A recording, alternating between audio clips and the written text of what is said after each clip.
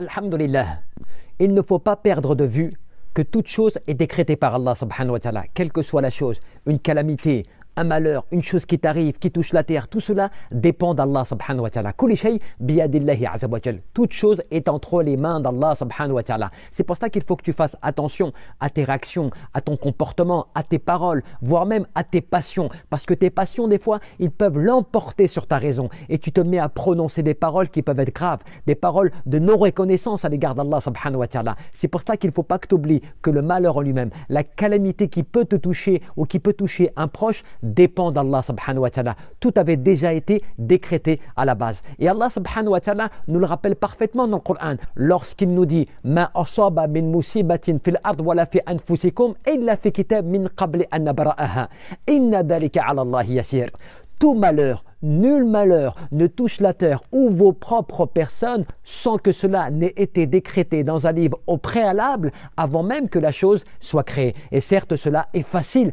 Allah subhanahu wa ta'ala. Donc fais attention à tes paroles, à ton comportement, à ta façon même de penser sur ce qui arrive, sur une chose qui peut te toucher ou toucher un proche, sur un malheur, une calamité. Tout cela dépend d'Allah azza wa jal et ce qui fait partie même du dogme de croyance du musulman sincère, de la croyance authentique, c'est le fait que tu crois véritablement en ce qada wa qadar, en cette prédestination et ce destin, que toute chose a été créée à la base et qu'Allah jalla fi'ala a fait prédestiner les choses avant même que tu sois créé. Même un des grands compagnons disait, le fait même que tu poses ta main sur ta joue, cela a été décrété par Allah subhanahu wa ta'ala. Donc sois parmi ceux qui sont reconnaissants à travers leurs paroles, leurs comportements et surtout propage le bien par tes paroles de ce qui peut te toucher en mal ou autre, et bien vois en cela un décret d'Allah subhanahu wa ta'ala. Et n'oublie pas aussi que certains de ceux qui nous ont précédés, lorsque quelque chose leur arrivait, et bien ils disaient, lorsqu'il m'arrive un malheur, et bien de toute façon je me réjouis et j'accepte cela. Pourquoi?